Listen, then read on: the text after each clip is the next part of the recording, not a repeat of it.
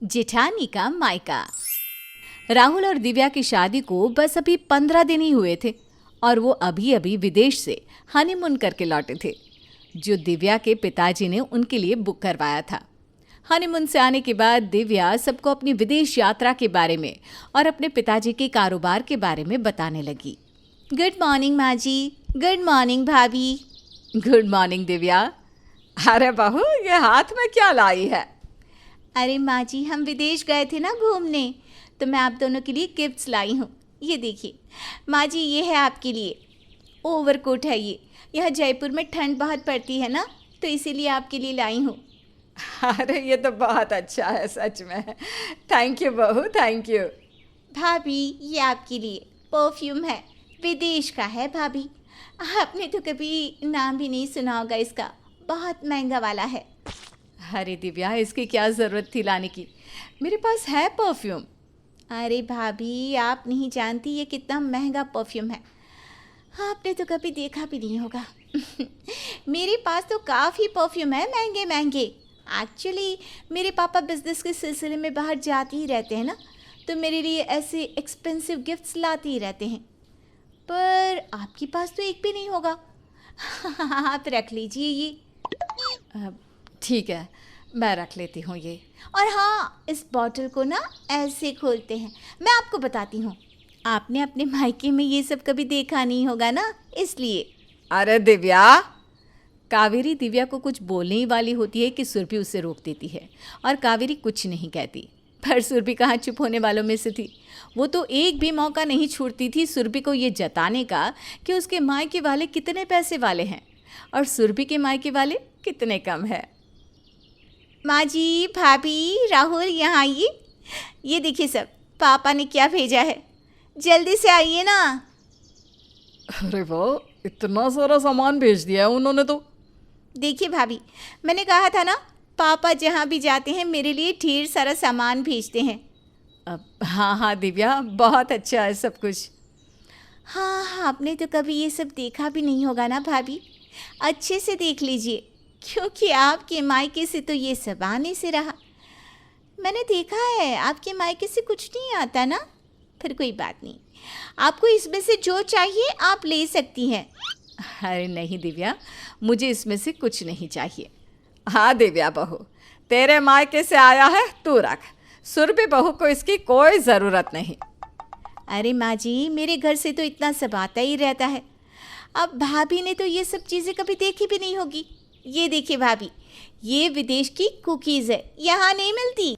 और ये मेरे पापा स्पेशली मेरे लिए जापान से लाए हैं, हैंडमेड चॉकलेट हैं ये। दिव्या, भाभी को इन सब की ज़रूरत नहीं है, तुम समझ नहीं रही हो। वो अरे तुम सबको छुपाने की ज़रूरत नहीं है, मैं जानती हूँ। ये सब देखकर भाभी को जलन हो रही होगी और आप सब उन्हें दुखी नहीं करना चाहते, इसलिए ऐसा कह रहे हैं। और जलन तो होगी भी ना, आखिर ये सब मेरे मायके से आ रहा है, उनके नहीं ना। दिव्या का मायके की बड़ाई करने का भूत उतर ही नहीं रहा था। कावेरी और राहुल उसे जितना भी समझाते पर वो कुछ सुनने को तैयार ही नहीं थी।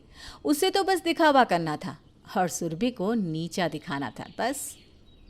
ये लीजिए बुआ जी पानी। अरे दिव्या बहू, ये तुमने कंगन तो हाथ में बहुत ही सुंदर पहन रखे हैं, कहाँ से बनवाए?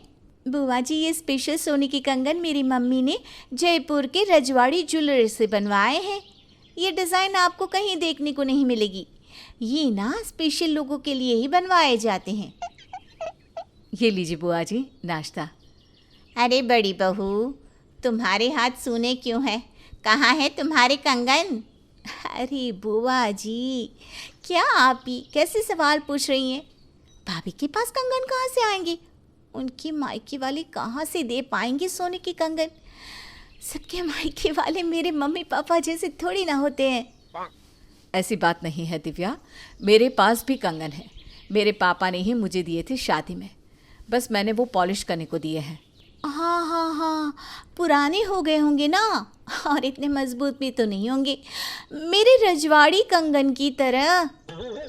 हाँ, तुम्हारे कंगन की तरह नहीं है, पर मुझे पसंद है।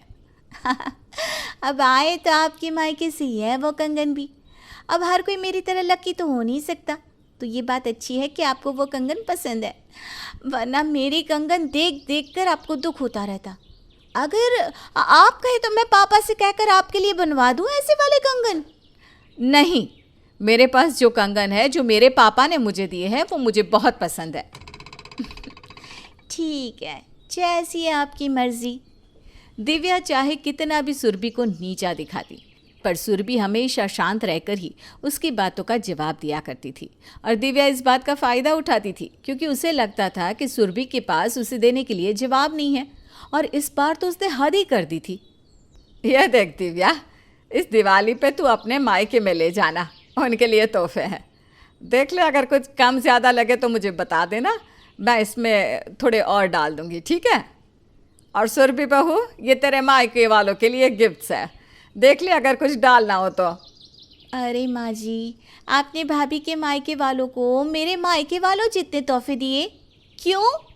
उनके मायके से तो कुछ नहीं आता कभी, और ना ही वो हमारी बराबरी कर सकते हैं।